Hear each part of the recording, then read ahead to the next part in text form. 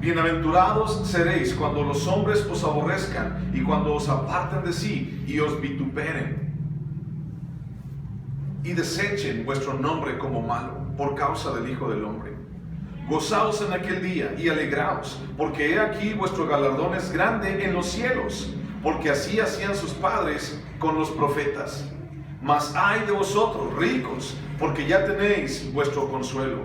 Ay de vosotros los que ahora estáis saciados, porque tendréis hambre.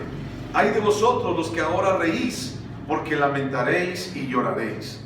Ay de vosotros cuando todos los hombres hablen bien de vosotros, porque así hacían sus padres con los falsos profetas. Vamos a orar. Padre Santo, te damos muchas gracias, Señor. Tú eres bueno, Señor, y hoy te queremos no solamente cantar, Señor, no solamente acercarnos a ti, Señor, sino también queremos, Dios, escuchar tu voz. El día de hoy, Señor, venimos delante de tus pies, Señor. El día de hoy venimos delante, Señor, de tu presencia, Padre, y te pedimos, Señor, que seas tú, Señor, el que hable a nuestro corazón, que seas tú, Señor, el que hable a nuestras vidas, Padre. Señor, queremos escuchar tu dirección y escuchar, Señor, tus planes hacia nosotros, Dios. Eres tú bueno, Señor, y no hay nadie mejor que tú. Eres incomparable, Padre. Señor Jesús, hoy te cantamos, te bendecimos, Dios, y prepara nuestro corazón, Señor, para escuchar de tu voz. A ti sea la gloria, Señor, a ti sea la honra, en el nombre de Cristo Jesús. Amén, Dios. Amén. Bueno, vamos a ver un pasaje muy importante, y es uno de los pasajes muy famosos dentro de los evangelios, y se llama el monte o el sermón de las bienaventuranzas, ¿ok? El sermón de las bienaventuranzas. Entonces, fíjate bien, dice la palabra que había una multitud con él, había mucha gente ahí con él. Entonces, allí después de esto, vamos a ver más adelante cómo Jesús les da de comer a prácticamente más de 5,000 personas. Y entonces, comenzamos aquí, y es como la primera parte o el primer momento en donde Jesús se sienta realmente a enseñarle a las personas, y les empieza a decir: miren, ustedes son así, miren, ustedes necesitan esto, miren, ustedes necesitan aquello, miren, esto pasa aquí, esto pasa allá. O sea, empieza directamente a dirigir, a instruir y a enseñar otra vez a la gente. En el libro de Mateo, en el primer evangelio, Mateo, Marcos, Lucas, el primer evangelio del Nuevo Testamento, o el primer libro del Nuevo Testamento, esta enseñanza del monte de las bienaventuranzas es la primera enseñanza que se registra dentro de las palabras de Jesús.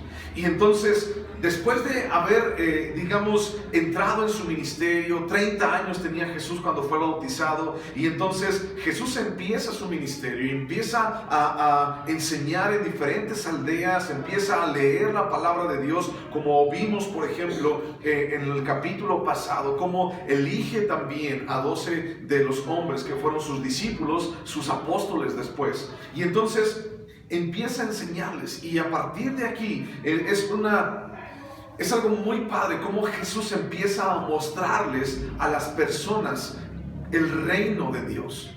Eso es algo que no tenemos que olvidar. Jesús hablaba del reino de Dios, hablaba del reino de su Padre, hablaba acerca de cómo es Dios, hablaba acerca del reino tan especial que a la gente que cree en Dios, a la gente que creía en el Hijo de Dios, le tenían esperado. Y entonces ahora también entendemos eso. Mira, cuando tú y yo creemos en el Hijo de Dios, cuando tú y yo creemos en quién es Jesús, hay algo impresionante que nos espera, algo que es incomparable. No tenemos ni siquiera palabras para decir esto es lo que va a pasar. Hasta que lo podamos ver con nuestros propios ojos, nos vamos a dar cuenta de qué es en realidad lo que nos esperaba. Pero mientras en esta tierra, Dios nos habla y Dios nos dice: ¿sabes qué? Eres bienaventurado. Bienaventurado si haces esto. Mira, versículo 20 dice: alzando sus ojos hacia los discípulos, decía: bienaventurados vosotros los pobres, porque vuestro es el reino de Dios. Ahora, vamos por partes. ¿Qué significa la palabra bienaventurado? ¿Alguien sabe qué significa la palabra bienaventurado? Bueno, la palabra bienaventurado significa doblemente bendecido. o significa también celestialmente bendecido, divinamente bendecido, es decir, directamente bendecido por Dios. Alguien que es bienaventurado no es alguien que le fue bien, no es alguien que está bien, sino es alguien que está mucho mejor, pero ahora por Dios. ¿Sabías que como hijos de Dios, para ti y para mí no existe la suerte? Muchas veces decimos, tengo buena suerte, o tengo mala suerte. ¿Sabes que eso como hijos de Dios no existe para nosotros? ¿Por qué no existe o no existiría? Porque delante de los planes de Dios, la suerte no existe. No es que te fue bien o te fue mal, sino más bien Dios tiene algo para ti y Dios nos está bendiciendo. Cuando le digas a alguien o que quisieras decirle que tengas buena suerte, mejor dile, Dios te bendiga, que Dios te guarde, que Dios esté contigo. Y cuando hablamos de esto, hablamos de una bienaventuranza, porque es Dios el que está dirigiendo nuestras vidas. Dice, bienaventurados vosotros los pobres, porque vuestro es el reino de Dios. En el libro de Mateo dice, bienaventurados vosotros los pobres de espíritu. Los pobres de espíritu. Entonces, la idea detrás de la palabra bienaventurado significa feliz, pero feliz en un sentido verdadero, en un sentido piadoso, no en un sentido de estar nada más cómodo, no en un sentido de estar entretenido. Estás feliz, estás bien, estás ya. Entonces, bienaventurado significa más bien el estar doblemente bendecido por Dios. Entonces, cuando hablamos de bienaventurado, bienaventuranza, hablamos de una doble bendición. Y eso es algo que tú y yo necesitamos. Dice Juan capítulo 10, versículo 10, dice, el ladrón no viene sino para robar, para matar y para destruir. Para robar, para matar y destruir. Ese es el diablo. Y el diablo viene a quitar nuestras vidas y viene a robar nuestra bendición y viene a quitarnos todo lo que Dios nos ha dado. Pero también dice Juan 10:10, dice, pero ahora yo he venido para que tengas vida y para que tengas en abundancia. Vida y vida en abundancia. No solamente vida, sino una vida abundante. Pero esto es muy interesante. ¿Por qué hablamos de vida en abundancia y por qué también hablamos al mismo tiempo de pobreza? Bienaventurados vosotros los pobres. Bienaventurados aquellos que tienen necesidad, por así decirlo. Ahora, fíjate bien. Si yo te digo, ¿cuál sería la mejor noticia para los pobres? ¿Cuál sería la mejor noticia para los pobres o para una persona pobre o necesitada? ¿Cuál sería esa mejor noticia o la más grande noticia? Lo que un pobre buscaría escuchar. ¿Qué crees que sea? Si una persona es sumamente pobre y no tiene para comer, ¿cuál sería la buena noticia para él? La mejor noticia para esta persona. Tal vez pudiéramos llegar a pensar que Dios le va a dar dinero, ¿no? Y entonces, si Dios le da dinero a una persona que está sumamente necesitada, a una persona que es sumamente pobre, híjole, si Dios le diera dinero a esa persona, entonces esa persona sería totalmente feliz. ¿Tú crees que así sea? ¿Tú crees que la solución para una persona que es pobre sea que tenga mucho dinero? No, no lo es. La pobreza no solamente se ve en algo que no tengo, en algo de lo cual carezco. La pobreza no es solamente algo que yo no tengo en mi vida. No tengo dinero, no tengo casa, no tengo comida, no tengo ropa para vestir. Y entonces dice la gente, soy pobre. Pero no es solamente eso, sino también pobreza podemos hablar en este lugar, en nuestro corazón. Hay mucha gente que puede estar muy bien vestida por fuera, pero por dentro es una persona totalmente pobre.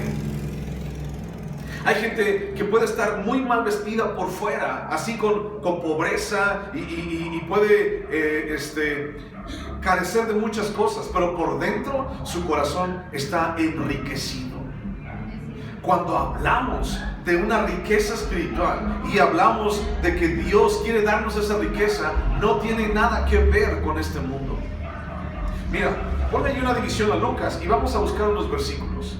Estás en Lucas, pone una división, vamos a regresar ahorita ahí, y bríncate a Juan, es el siguiente libro. Juan capítulo 10. Juan capítulo 10, versículo 10. Juan capítulo 10, versículo 10. Está allí despuesito de Lucas. ¿Lo encontraste? Es Mateo, Marcos, Lucas, Juan, Hechos, Romanos. Vamos a esperar poquito. Juan capítulo 10, versículo 10. Juan capítulo 10, versículo 10. ¿Lo encontraste? Ok, dice Juan capítulo 10, versículo 10. Dice: el ladrón no viene sino para hurtar y matar y destruir. Yo he venido para que tengan vida y para que la tengan en abundancia. Yo soy el buen pastor, y el buen pastor su vida da por las ovejas. Esa es la abundancia, esa es la riqueza. El buen pastor da su vida por las ovejas. ¿Y quién es el buen pastor? Se llama Jesucristo. Él dio su vida por las ovejas y Él dio su vida por ti. Él murió en la cruz para que tú y yo no tuviéramos que ir al infierno. Él dio su vida en la cruz porque la paga del pecado es ¿qué? Muerte. La paga del pecado es muerte, pero la dádiva de Dios, el regalo de Dios es vida eterna. Eso significa que tú y yo estábamos caminando directamente al infierno, y entonces Jesús murió en lugar tuyo y en lugar mío para que tú y yo pudiéramos tener vida y vida en abundancia. Pero si yo te hablo de vida en abundancia ahorita, aquí, tal vez te pueda sonar a que una persona con vida en abundancia es una persona que tiene muchas casas, tal vez una persona que tiene mucho dinero, una persona que tiene muchos coches, muchas propiedades, mucho para comer. Vas a su casa y abres su refrigerador y está lleno de comida. Imagínatelo. Es una persona que tiene una vida en abundancia. No. Según la Biblia, esta no es la definición de abundancia. La definición de abundancia tiene que ver con una riqueza que está en nuestro corazón y en nuestro espíritu. Porque la palabra de Dios habla directamente a nuestro espíritu y habla directamente a nuestro corazón. La palabra de Dios no se enfrasca, no nos habla acerca de tener propiedades o ser personas muy importantes en este mundo. Porque ¿sabes qué? Eso no vamos a ganar nada con eso. Una persona que tiene mucho dinero, el día que muera, ¿qué va a pasar con ella? ¿Se va a poder llevar todo su dinero? No. Una persona que tiene muchas propiedades, ¿qué va a pasar con ella el día que muera? Nada. De nada nos sirven las propiedades. De nada nos sirve el dinero, de nada nos sirve las riquezas y el reconocimiento. Es una persona que todos lo respetan. De nada nos sirve cuando nosotros morimos. Lo único que nos ayuda cuando tú y yo morimos es Dios, es Jesús, es nuestra esperanza puesta en el único Rey y en el único Redentor. Se llama Jesucristo, porque no hay otro nombre dado a los hombres bajo el cielo en quien podamos ser salvos, sino solamente en el nombre del Hijo de Dios, en el nombre de Jesús. Entonces, cuando hablamos de abundancia, no hablamos acerca de lo que tengo en esta vida, porque esto se va a destruir. La palabra de Dios dice en el libro de Apocalipsis que todo esto será destruido. Y Dios hará cielos nuevos y una tierra nueva también. Todo esto será destruido. ¿Y de qué nos vale invertir? ¿De qué nos vale afanarnos por lo que hay en este mundo? Tal vez deberíamos de afanarnos más por lo que hay y nos espera en el cielo. No digo que dejes de trabajar. No digo que no es importante trabajar. No digo que no debemos de tener algo. Es bueno tener. Es bueno trabajar. Si no trabajas, no comes. Dice la palabra: el que no trabaje, que no coma. El obrero es digno de su salario. Entonces, es algo que tenemos que hacer. Es algo con lo cual tenemos que vivir. Si no tenemos ingresos, entonces ¿cómo comemos? ¿Cómo tenemos una casa? Pero el asunto es, fíjate bien, no es pecado tener dinero. El pecado es tenerle amor al dinero. Es avaricia. Y conozco gente que tiene avaricia o que es avaro teniendo mucho dinero. Pero también conozco gente que es muy avaro no teniendo nada en su bolsa. con un solo peso tal vez. Hay personas que son avaras sin tener riquezas. Muchas veces alguien que es avaro nos suena a alguien que tiene mucho dinero, pero no necesariamente. Una persona que es avaro es alguien que ama el dinero, ama las posesiones y solamente vive y trabaja y todo lo que hace es para tener. Quiero tener, mucho. Y entonces, ¿qué pasa cuando muere? Todo eso que ganó se lo puede llevar. No. Hay un chiste que dice que una persona, un hombre murió una vez. Y entonces cuando murió, fue al cielo, pero le pidió a Dios poder llevarse el oro que había acumulado en su vida. Y le rogó tanto a Dios, que Dios le dijo, ándale pues, está bien, llévatelo. Y dice la historia que lo metió en una mochila y se lo llevó. Y entonces murió y fue delante de Dios. Y estaba allí precisamente a las puertas del cielo. Y entonces el ángel que estaba en la puerta le dijo, ¿qué traes en esa bolsa? Y le dijo, pues es lo que gané en el mundo. Y lo abrió y le dijo, oro. Es mucho oro, todo lo que gané. Y el ángel se rió y le dijo, ¿cómo es posible que traigas pavimento para acá? ¿Para qué te gastaste tanto? Si aquí todo está pavimentado de oro y de plata. Y así dice la Biblia que está el cielo. La ciudad Jerusalén nueva, con sus calles de oro, su mar de cristal. Entonces, ¿por qué nos afanamos por algo que no podremos llevarnos?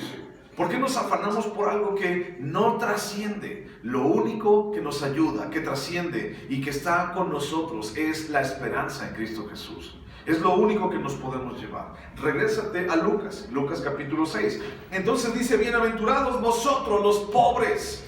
Dice Mateo, los pobres de espíritu, porque vuestro es el reino de Dios. Bueno, fíjate bien, te voy a explicar algo. Cuando hablamos de alguien que es pobre o pobre de espíritu, cuando hablamos en el griego, en el idioma original que fue escrita la palabra, el Nuevo Testamento en el griego, hay una palabra que es en el griego, que es la palabra ptoso, así se escribe, ¿no? Ptoso. Y entonces en ese griego la palabra quiere decir alguien que se acurruca, alguien que se agazapa, alguien que se agacha. Y esta palabra está referida a una persona como un pordiosero, como un mendigo, cuando se inclina para pedir limosna. Así cuando se agazapa porque no tiene nada más. Cuando se agacha porque no tiene nada más que hacerse bolita para soportar el frío. Eso es la palabra detrás de los pobres de espíritu, los pobres, bienaventurados los pobres. Y sabes, muchas veces nosotros hemos necesitado que nuestra vida y nuestro espíritu sea pobre en espíritu. Porque muchas veces las personas queremos ser más altaneros y soberbios. Muchas veces nosotros como personas buscamos tener mucho orgullo o ser orgullosos en nuestras vidas. Y a Dios no le importa eso. A Dios lo que le importa es una persona que se humilla. A Dios lo que le importa es una persona que busca de Él. Los pobres en espíritu, o los pobres de los cuales es el reino de los cielos, es alguien que se confiesa que es insignificante, alguien que dice, es que me siento sin valor, alguien que dice, es que soy pecaminoso, tengo pecado en mi vida, he sido rebelde y estoy absolutamente alejado de Dios. Dice Romanos capítulo 3, versículo 23, dice, por cuanto todos pecaron y están destituidos, es decir, alejados de la presencia de Dios. Una persona que se siente pobre de espíritu es una persona que dice, no puedo más, no tengo más. Una persona que se siente pobre de espíritu o pobreza de la cual estamos hablando es una persona que dice, ya no puedo seguir adelante con mis propias fuerzas. Cuando estamos en problemas, cuando estamos en una situación difícil en nuestras vidas, tú puedes luchar y luchar y luchar y luchar y luchar con tus fuerzas todo lo que tú quieras. Pero imagínate que no vas a ninguna parte. Con tus fuerzas y con tu idea de cómo salir de los problemas, no vas a ir a ninguna parte. Lo único que necesitamos como hijos de Dios es reconocer nuestra pobreza de espíritu. Y entonces reconocer eso significa: Señor, no tengo nada.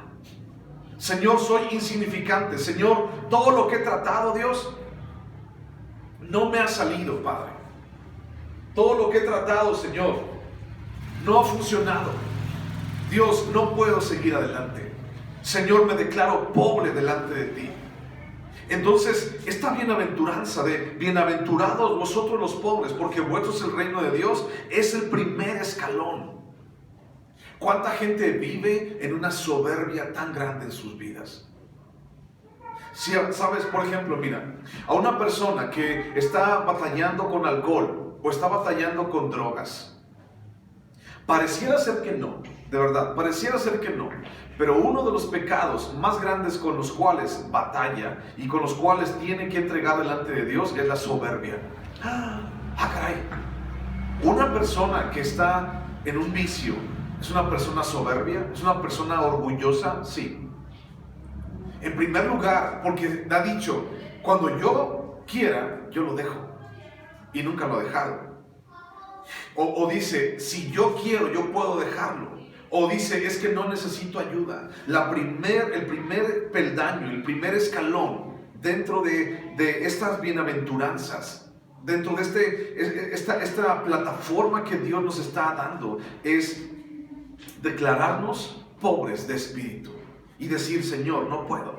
Señor, no puedo ir más allá. Señor, soy insuficiente. Pero pareciera ser que las personas, los seres humanos, nos sentimos bien suficientes. Y entonces una persona así no quiere ayuda. Una de las primeras cosas que necesita es reconocer que necesita ayuda. Y esa es la primera cosa, es el primer paso para una persona con alcoholismo o drogadicción. Reconocer que necesita ayuda. Y entonces cuando dice, necesito ayuda, no puedo, soy insuficiente, entonces entra un proceso de ayuda para esa persona.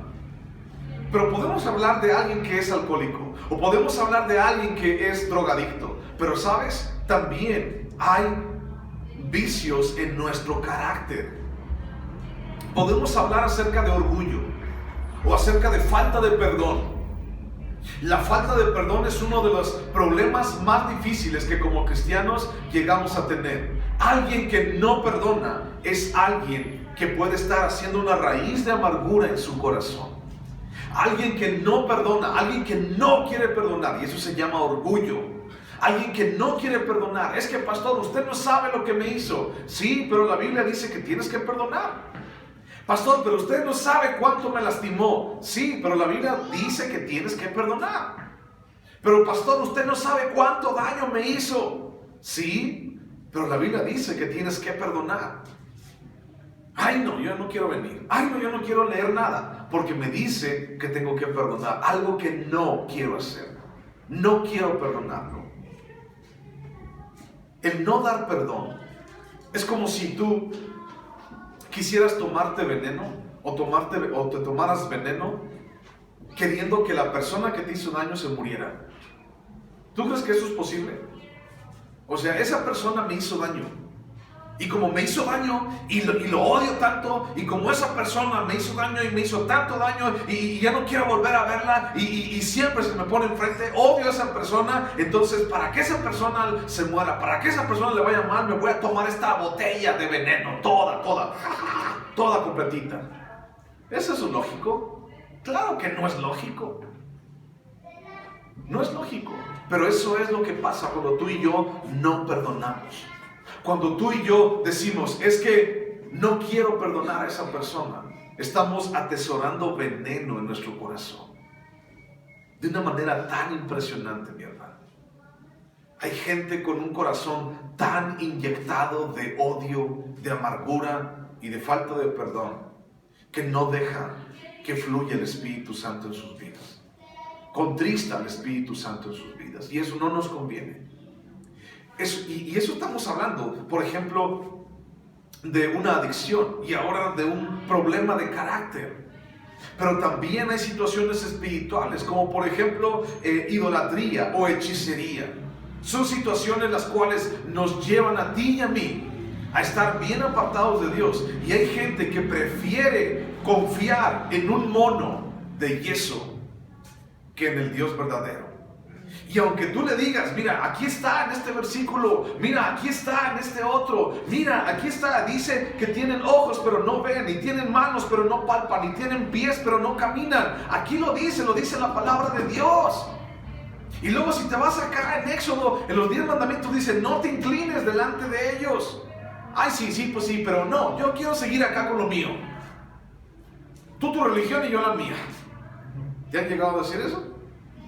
¿Alguien te ha dicho eso? Y entonces la gente sigue en una soberbia muy grande. Hay gente que hoy prefiere creer en la Santa Muerte. Tristemente hablando de eso.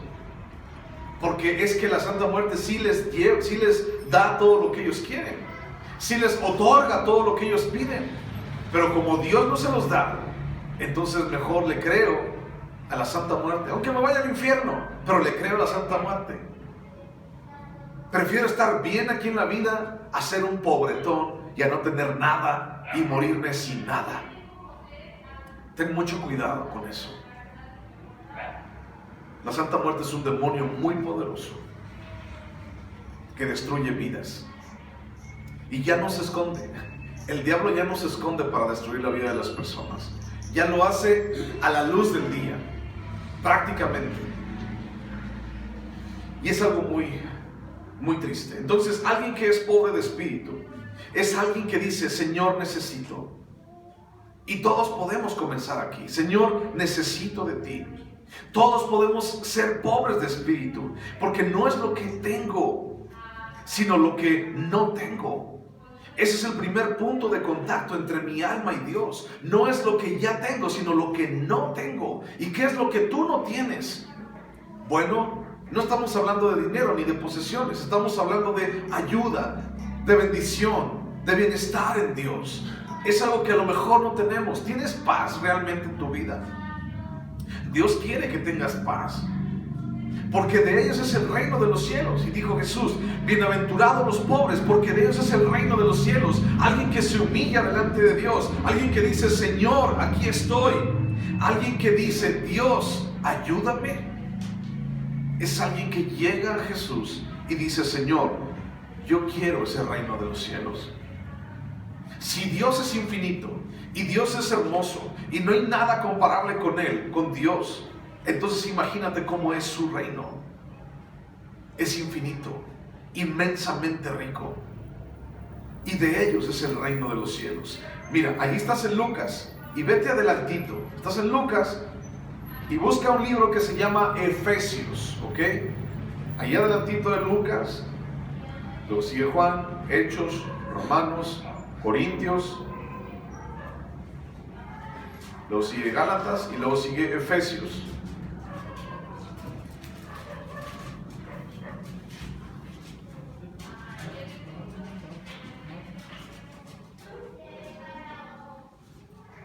Efesios capítulo 1, ¿me encontraron?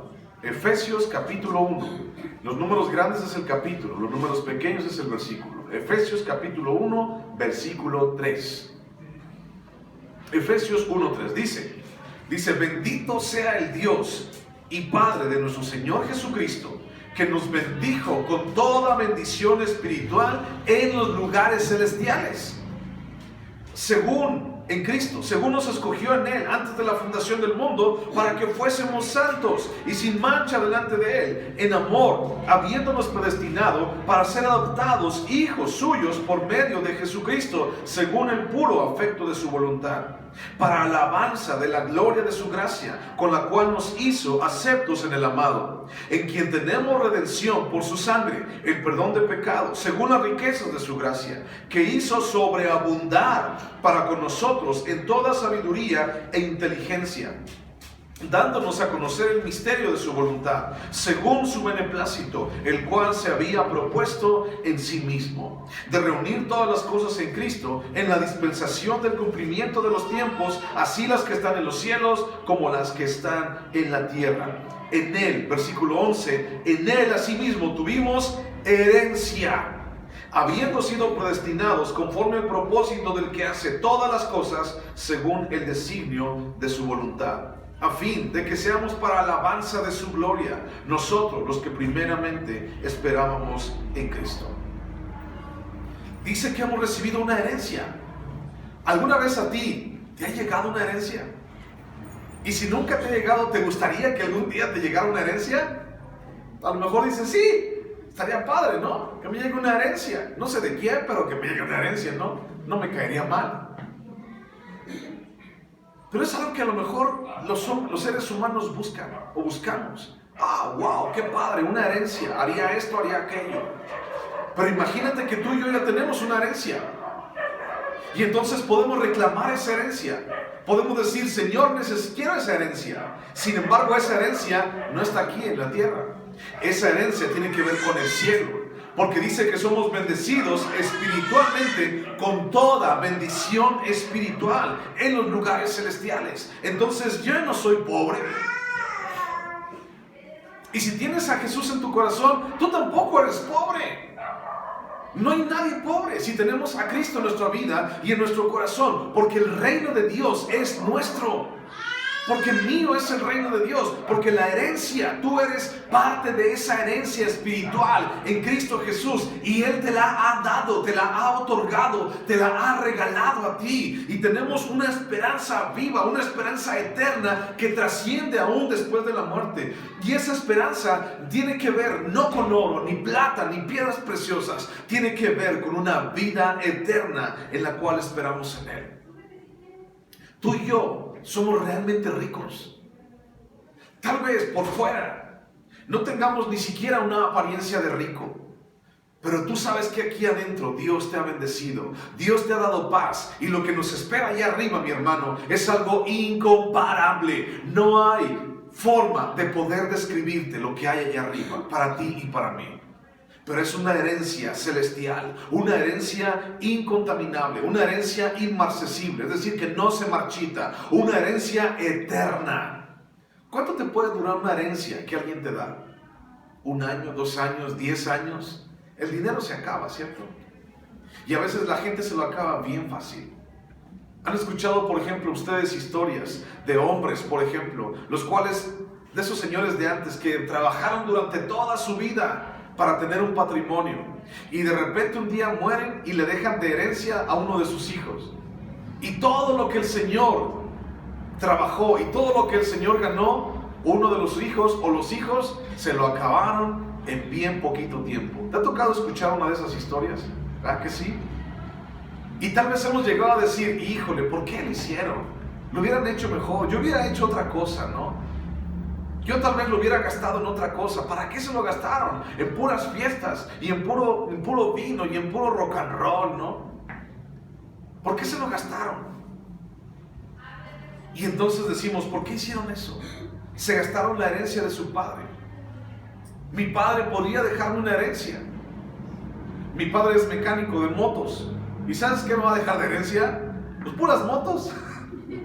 Puras motos viejas que están allí esperando para que las compongan, o para el fierro viejo, porque tiene un yonque de motos.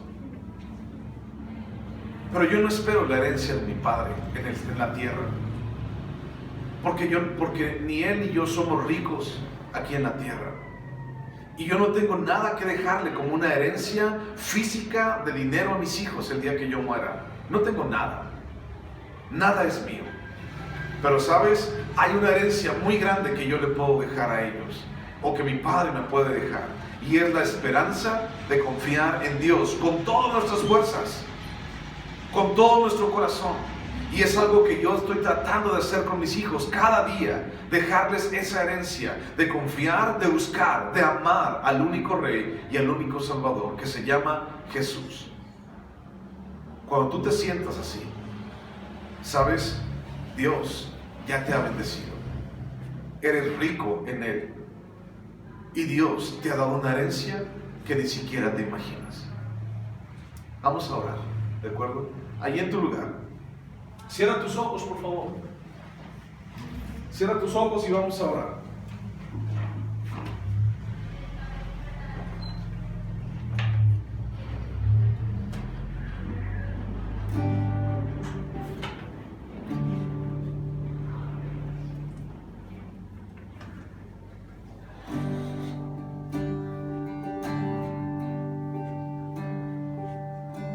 Quiero conocerte cada día más a ti, entrar en tu presencia y adorar.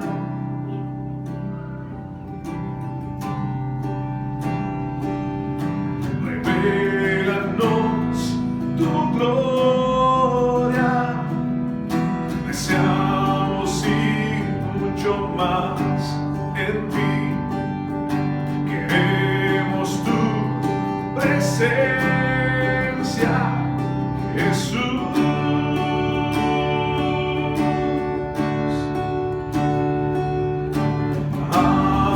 Que estás sentado en el trono, que vive para siempre, siempre, sea la gloria, sea la honra y el poder, sea la gloria, sea la honra y el poder.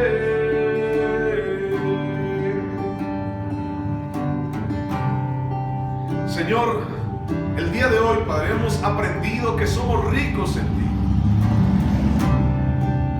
Tenemos una herencia, Señor, que nada ni nadie nos puede quitar. Una herencia, Señor, que no tiene nada que ver con este mundo. Una herencia, Señor, que la podemos disfrutar en ti. Señor, y no tenemos que esperar hasta el día que te podamos ver cara a cara. Hoy nos has inundado con tu paz. Hoy nos has dado seguridad. Nos cuidas, nos sustentas, nos ayudas, Padre. Nos bendices cada día, Señor, y nos ayudas a seguir adelante. Y eso ya es mucho, Señor, porque no merecemos nada. Pero algún día, Señor, vamos a poder llegar a ti, Jesús, y veremos esa gran herencia, Dios, que has tenido para nosotros. Algún día, Señor, llegaremos delante de ti y veremos, Señor, el amor, la gracia, la misericordia, y veremos la riqueza, Señor, de haber confiado en ti, Jesús. Señor, para un pobre, Dios, tal vez la mejor noticia pueda ser, Señor, que le van a dar dinero o le van a dar una herencia. Pero, Señor, hoy hemos aprendido que el mejor regalo, Dios, ahora en nuestras vidas eres tú. Porque en ti, Señor Jesús, somos bendecidos con toda bendición espiritual en los lugares celestiales. Porque tú, Señor, así lo has querido. Porque tú, Señor, así nos has escogido desde antes de la fundación del mundo. Y, Señor, tenemos una herencia dentro de esa predestinación, conforme a tus propósitos, Señor, de hacer todo conforme a tu voluntad. Señor, hoy te amamos, hoy te bendecimos, hoy te damos a ti la gloria, Padre. Ayúdanos a conocerte cada día más, a confiar en ti cada día más, Señor. Quiero conocerte cada día más a ti, entrar en tu presencia y adorar.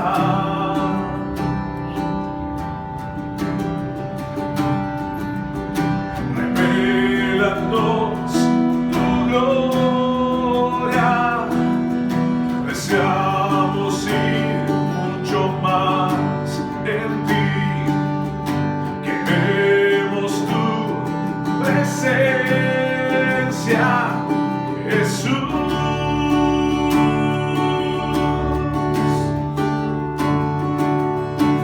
Al que está sentado en el trono, al que vive para siempre y siempre, sea la gloria, sea la honra y el poder, sea la gloria, sea la honra y el poder. Al que está sentado en el trono, al que vive para siempre y siempre, sea la gloria, sea la honra y el poder, sea la gloria, sea la honra y el poder.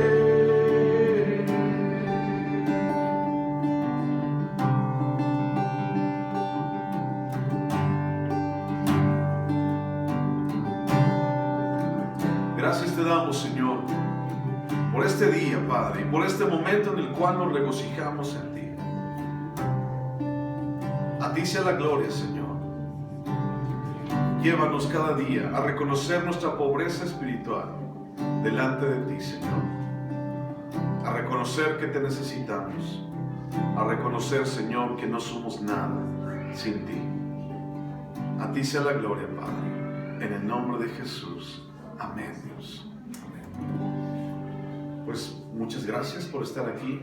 Dios los bendiga a todos y cada uno. Un abrazo para todos ustedes. Sigan confiando en Dios. Adelante. Dios nunca nos va a quedar mal. ¿De acuerdo? Él nunca nos va a quedar mal. Confía en Él siempre, con todas tus fuerzas. Amén. Gracias por venir. Y si necesitas oración, vente, queremos orar por ti.